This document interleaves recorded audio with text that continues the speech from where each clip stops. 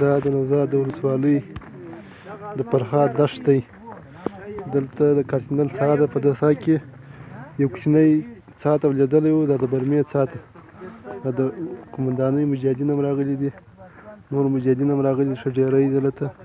او د کوچني زما فکر سره شهید شوی دی، نو په 100 متره کې دی که په 1.5 متره کې دی، داسې لاندې دی وروره. دا د برمې غار دی.